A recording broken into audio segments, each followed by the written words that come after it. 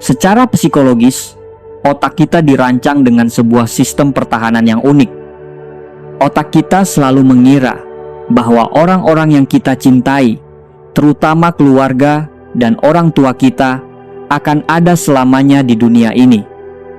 Ini adalah fenomena yang sering disebut sebagai ilusi waktu atau time illusion. Otak kita memproyeksikan rutinitas hari ini ke masa depan tanpa batas, membuat kita merasa bahwa esok hari akan selalu sama dengan hari ini. Kita menunda kasih sayang, menunda perhatian, dan menunda kehadiran kita secara utuh, hanya karena kita merasa masih memiliki ribuan hari esok. Sampai akhirnya, realitas kematian yang tak terhindarkan tiba-tiba menampar kita dengan keras, menyisakan ruang hampa yang dipenuhi oleh penyesalan yang tak berujung. Di era modern ini, kita seringkali terjebak dalam apa yang disebut sebagai kesibukan palsu. Kita berlari mengejar karier, validasi sosial, dan pencapaian material, mengorbankan waktu berharga bersama orang-orang yang sebenarnya paling peduli pada kita. Kita meyakinkan diri sendiri bahwa kita bekerja keras demi masa depan keluarga. Namun ironisnya, dalam proses tersebut kita justru kehilangan momen-momen nyata bersama mereka di masa kini. Kita membiarkan pesan dari orang tua tidak terbalas selama berjam-jam dengan alasan sedang meeting, padahal kita masih memiliki waktu untuk sekadar memeriksa media sosial. Inilah bias kognitif yang menipu, di mana prioritas yang dangkal terasa lebih mendesak daripada ikatan emosional yang mendalam. Mari kita lakukan perhitungan matematika yang menyakitkan, namun sangat perlu untuk menyadarkan kita. Jika saat ini Anda tinggal terpisah dari orang tua, dan Anda hanya pulang untuk menjenguk mereka 1 atau 2 kali dalam setahun, pertanyaannya, berapa kali lagi Anda benar-benar akan melihat mereka secara langsung dalam hidup ini? Jika orang tua Anda kini berusia 60-an, dan rata-rata harapan hidup manusia adalah 70 atau 80 tahun, maka Anda mungkin hanya memiliki kurang dari 30 kali kesempatan untuk bertatap muka, makan bersama, dan memeluk mereka. Angka ini bukan sekadar statistik, melainkan sebuah realitas yang membongkar ilusi waktu di kepala kita. Pernahkah Anda memperhatikan kerutan baru yang muncul di sudut mata mereka, atau melihat bagaimana langkah kaki mereka tidak lagi secepat dan sekuat beberapa tahun yang lalu? Otak kita seringkali menolak untuk memproses tanda-tanda penuaan ini karena hal tersebut memicu kecemasan eksistensial.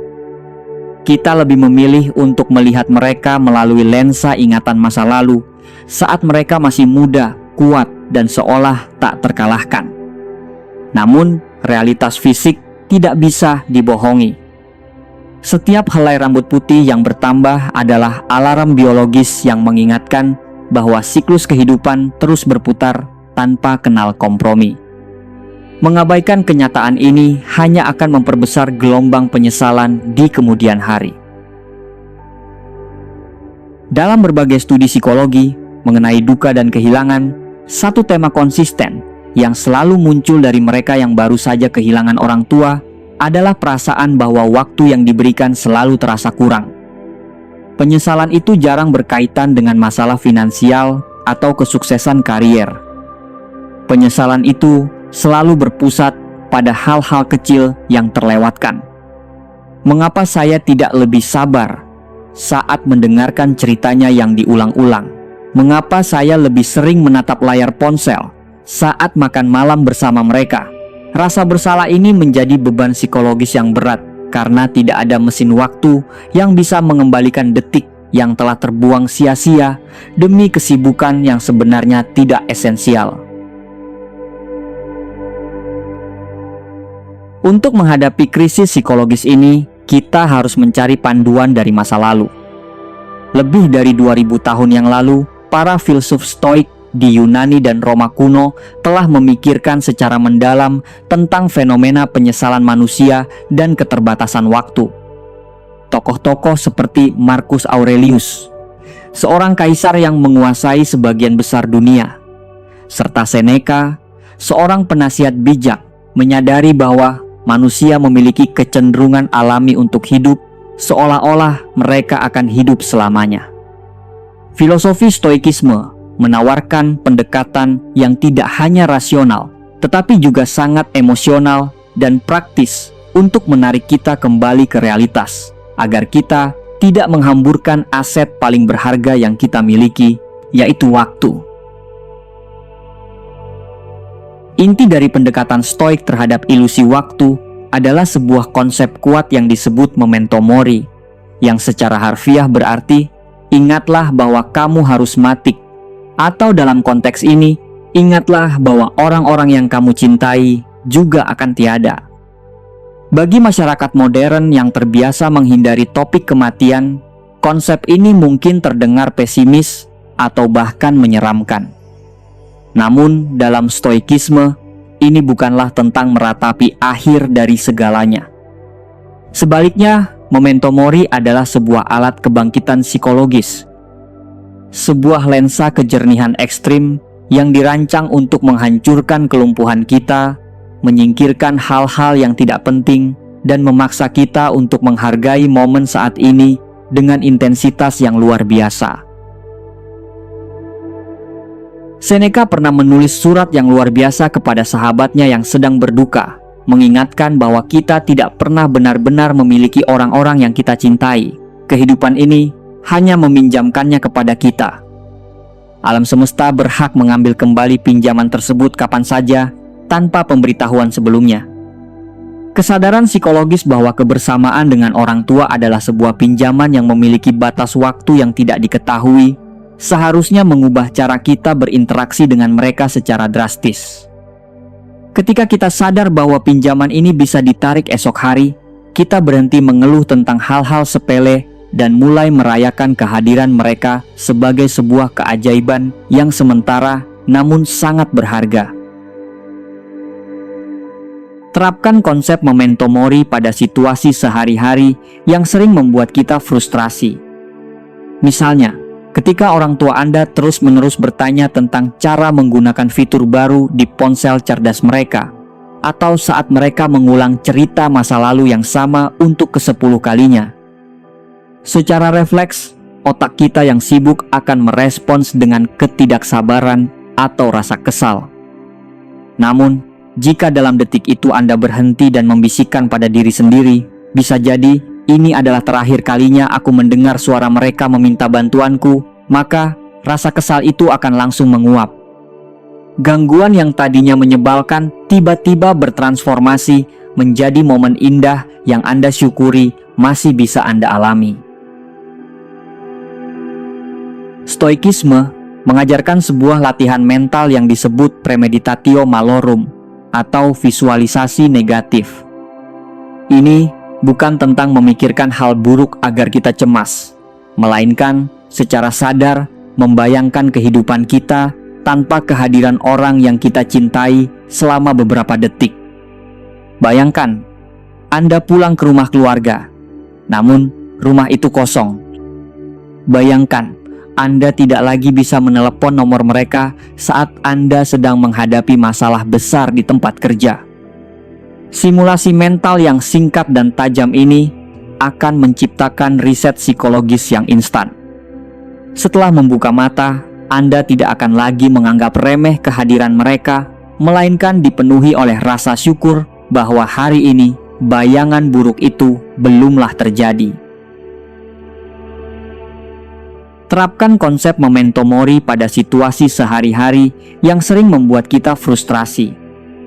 Misalnya, ketika orang tua Anda terus-menerus bertanya tentang cara menggunakan fitur baru di ponsel cerdas mereka, atau saat mereka mengulang cerita masa lalu yang sama untuk ke-10 kalinya. Secara refleks, otak kita yang sibuk akan merespons dengan ketidaksabaran atau rasa kesal. Namun, jika dalam detik itu Anda berhenti dan membisikkan pada diri sendiri, bisa jadi ini adalah terakhir kalinya aku mendengar suara mereka meminta bantuanku, maka rasa kesal itu akan langsung menguap. Gangguan yang tadinya menyebalkan tiba-tiba bertransformasi menjadi momen indah yang Anda syukuri masih bisa Anda alami. Banyak dari kita menjaga jarak dengan orang tua karena luka emosional atau konflik yang belum terselesaikan di masa lalu. Perbedaan prinsip, ekspektasi yang tidak terpenuhi, atau kata-kata menyakitkan yang pernah terucap membuat kita membangun benteng pertahanan. Namun, ketika berhadapan dengan finalitas kematian yang dibawa oleh konsep memento mori, ego masa lalu itu kehilangan kekuatannya. Stoikisme mendorong kita untuk melihat orang tua sebagai sesama manusia yang tidak sempurna, yang mungkin melakukan kesalahan dalam ketidaktahuan mereka. Membawa dendam ke ambang batas akhir kehidupan mereka hanyalah sebuah racun yang pada akhirnya akan menghancurkan jiwa Anda sendiri ketika mereka telah tiada. Memaafkan adalah langkah pembebasan. Setelah menerima hal-hal di luar kendali kita, langkah tertinggi dalam kebijaksanaan Stoik adalah amor fati, yang berarti mencintai takdir itu sendiri.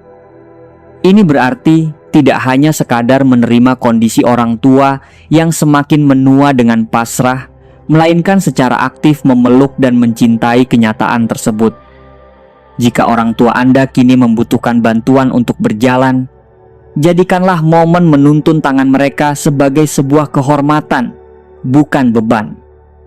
Amor fati membebaskan kita dari harapan palsu agar segala sesuatunya kembali seperti dulu, dan memaksa kita untuk menemukan keindahan yang rapuh namun otentik dalam kerapuhan mereka saat ini. Mencintai kehidupan sebagaimana adanya, bukan sebagaimana yang kita inginkan. Terkadang kita merasa sudah menunaikan kewajiban dengan meluangkan waktu mengunjungi keluarga. Namun secara psikologis, ada jurang besar antara kehadiran fisik dan kehadiran mental. Saat Anda duduk di ruang tamu keluarga namun pikiran Anda melayang ke tumpukan pekerjaan kantor, atau mata Anda terpaku pada layar ponsel untuk membalas pesan dari orang asing di media sosial, Anda sebenarnya tidak sedang berada di sana. Kualitas interaksi Anda terdistorsi. Orang tua Anda secara intuitif bisa merasakan ketidakhadiran mental ini. Memberikan sisa-sisa perhatian yang terpecah kepada orang yang telah memberikan seluruh hidupnya untuk membesarkan Anda adalah sebuah ketidakadilan yang difasilitasi oleh teknologi modern. Solusi praktis dan nyata dari filosofi ini sangatlah sederhana namun membutuhkan disiplin baja. Ketika Anda memasuki rumah orang tua Anda, atau ketika Anda duduk bersama mereka untuk makan malam, jadikan itu sebagai ruang suci yang tidak boleh dinodai oleh gangguan digital. Masukkan ponsel Anda ke dalam tas, atau letakkan di ruangan yang berbeda. Berikan mereka 100% bandwidth perhatian Anda. Menjauhkan diri dari layar ponsel selama beberapa jam tidak akan menghancurkan karier Anda, namun perhatian yang sepenuhnya tertuju pada mata dan kata-kata orang tua Anda akan menciptakan kenangan abadi yang akan membalut luka Anda di hari saat mereka akhirnya pergi. Kualitas kehadiran Anda dinilai dari seberapa dalam Anda bersedia mendengarkan. Orang yang semakin menua memiliki kebutuhan psikologis yang sangat besar untuk didengarkan, untuk divalidasi bahwa eksistensi mereka dan cerita hidup mereka masih bermakna. Terapkan prinsip kesadaran penuh saat mereka berbicara. Perhatikan intonasi suaranya. Rekam dalam ingatan Anda bagaimana mereka tertawa, dan lihatlah raut wajah mereka dengan saksama. Jangan menyela untuk membetulkan detail cerita yang keliru, dan jangan terburu-buru mengakhiri percakapan. Jadilah saksi bisu namun hangat atas narasi kehidupan mereka. Sebab di masa depan, suara dan cerita itulah yang paling ingin Anda dengar kembali, namun tak lagi bisa Anda temukan. Banyak orang merasa bersalah karena jadwal kerja yang padat membuat mereka tidak bisa sering-sering menemani keluarga. Namun secara psikologis, kualitas kehadiran jauh mengalahkan kuantitas waktu yang dihabiskan tanpa makna. 10 menit percakapan yang mendalam, tatapan mata yang tulus, dan pelukan yang nyata memberikan dampak emosional yang jauh lebih besar daripada 5 jam duduk berdekatan di sofa yang sama sambil asyik bermain gawai masing-masing. Filosofi Stoik mengajarkan kita untuk memaksimalkan utilitas dari momen yang ada. Jika Anda hanya memiliki waktu singkat di akhir pekan, ubah waktu yang sempit itu menjadi momen yang padat dengan intensitas emosional yang positif. Tentu saja, interaksi dengan keluarga tidak selalu mulus. Orang tua dari generasi yang berbeda mungkin memberikan komentar yang mengkritik pilihan karier, pola asuh, atau gaya hidup Anda. Secara alami, ego Anda akan terpancing untuk berdebat atau membela diri secara agresif. Disinilah prinsip kebijaksanaan Stoik kembali diuji. Marcus Aurelius selalu mengingatkan dirinya bahwa orang yang menyakiti atau mengkritik melakukannya dari sudut pandang pemahaman mereka sendiri yang terbatas. Alih-alih merespons dengan amarah, gunakan belas kasih. Pahami bahwa kecemasan mereka seringkali berakar dari rasa cinta dan kekhawatiran terhadap masa depan Anda. Sebuah senyuman pengertian jauh lebih bernilai dari sebuah argumen yang dimenangkan. Sebagian besar kesibukan palsu yang merenggut waktu kita dari keluarga didorong oleh rasa lapar akan validasi eksternal. Kita mati-matian mencari pengakuan dari atasan, kolega, hingga orang-orang yang bahkan tidak kita kenal di internet. Namun, Stoikisme secara tegas memandang validasi publik sebagai sesuatu yang tidak bernilai secara fundamental karena berada di luar kendali kita dan bersifat sangat fluktuatif. Berhentilah mengorbankan waktu berharga bersama orang tua hanya untuk tampil hebat di mata dunia yang pada akhirnya tidak akan peduli ketika Anda jatuh. Orang-orang di rumah kecil, Andalah yang telah menyetujui dan mencintai Anda jauh sebelum dunia luar mengetahui nama Anda. Para filsuf Stoik memiliki rutinitas pagi yang luar biasa untuk mengatur ulang perspektif harian mereka. Begitu Anda bangun tidur, ambil waktu 1 menit untuk merenung sebelum menyentuh ponsel Anda. Katakan pada diri sendiri, saya sangat beruntung masih bisa bernapas hari ini. Orang tua saya juga masih ada di dunia ini hari ini. Ini adalah hari yang tidak dijanjikan kepada siapapun. Ini adalah bonus dari alam semesta. Rutinitas mental sederhana ini bertindak sebagai perisai psikologis yang mencegah Anda terjebak dalam masalah sepele sepanjang hari. Dengan memulai hari melalui lensa kesadaran ini, Anda akan memiliki urgensi batin untuk bertindak benar dan penuh kasih sayang. Ilusi waktu seringkali membisikkan bahwa kita masih bisa mengatakan "aku mencintaimu, maafkan aku," atau "terima kasih esok hari." Kita merasa canggung untuk mengekspresikan kedalaman emosi kita secara langsung kepada keluarga, karena kita terbiasa dengan asumsi implisit bahwa mereka sudah tahu. Namun, cinta yang tidak pernah diungkapkan adalah ibarat membungkus kado yang sangat indah, tapi tidak pernah memberikannya. Hancurkan dinding kecanggungan itu. Ucapkan terima kasih atas pengorbanan mereka. Nyatakan kasih sayang Anda dengan kata-kata yang jelas. Ketika hari itu tiba, di mana telinga mereka tidak lagi bisa mendengar suara Anda akan merasa damai karena semua yang perlu dikatakan telah terucapkan. Kebijaksanaan Stoik bukanlah sekadar renungan intelektual pasif yang hanya dipikirkan, melainkan sebuah dorongan keras untuk bertindak. Jika saat ini Anda terbersit niat untuk menelepon orang tua Anda, jangan menundanya ke akhir pekan. Lakukan sekarang. Jika Anda merencanakan untuk mengajak mereka liburan singkat yang telah tertunda bertahun-tahun, segera pesan tiketnya hari ini.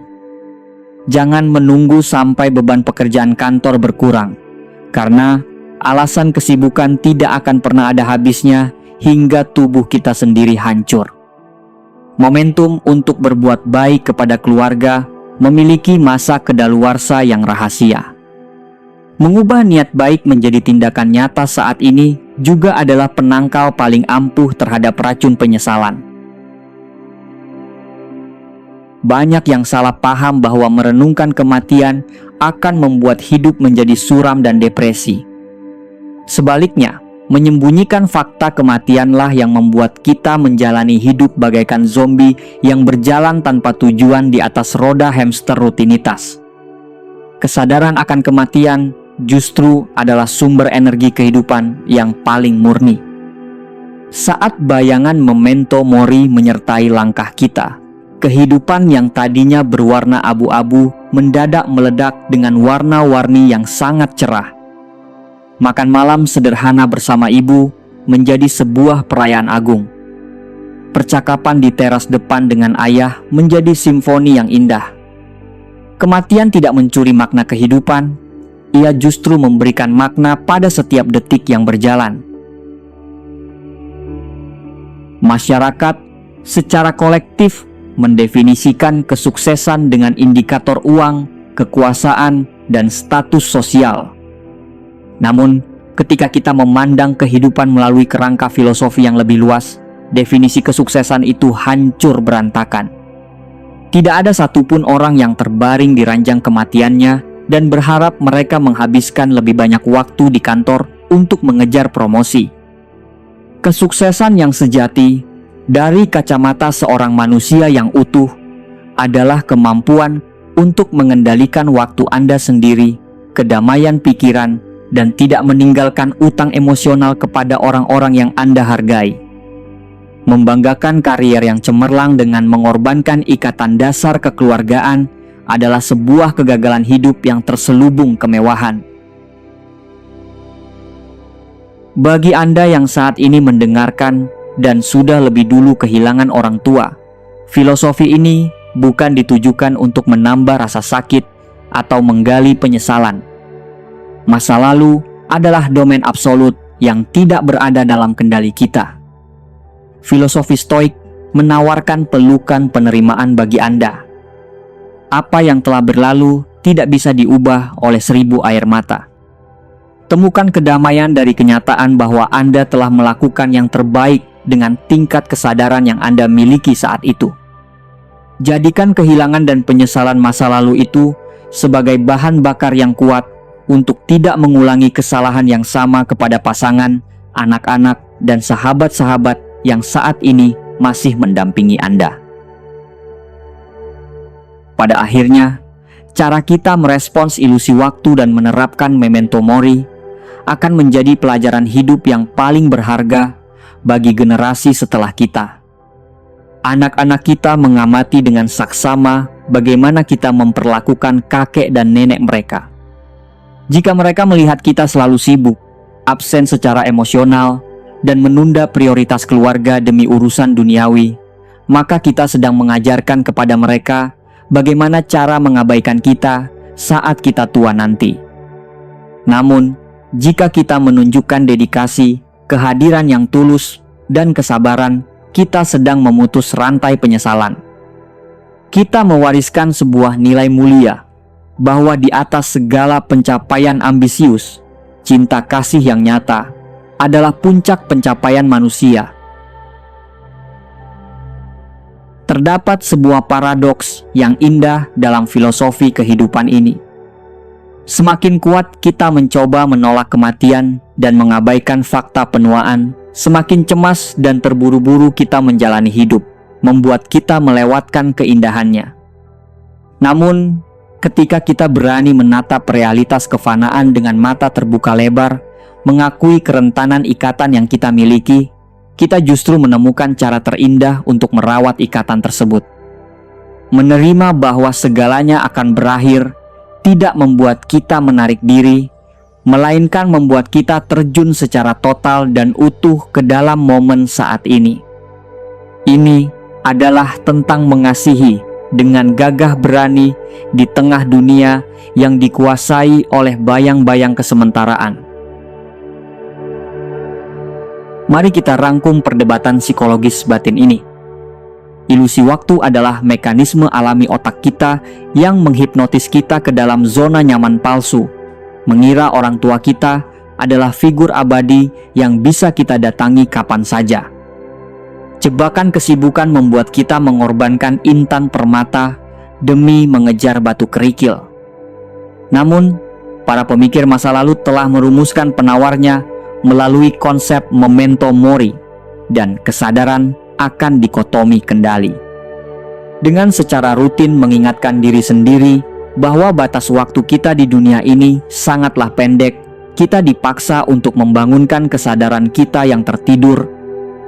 Kita dituntun untuk berhenti merencanakan kehidupan di masa depan dan mulai menghayati kehidupan di detik ini juga. Waktu terus berdetak tanpa rasa ampun.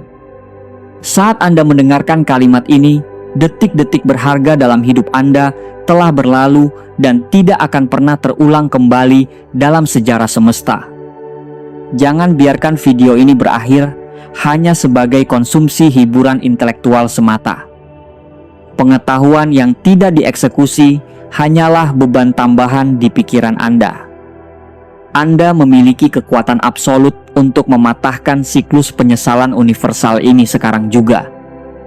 Jangan biarkan kesombongan, keengganan, atau agenda kalender yang padat merampok hak Anda untuk memberikan kebahagiaan paripurna bagi orang tua Anda di penghujung usia mereka.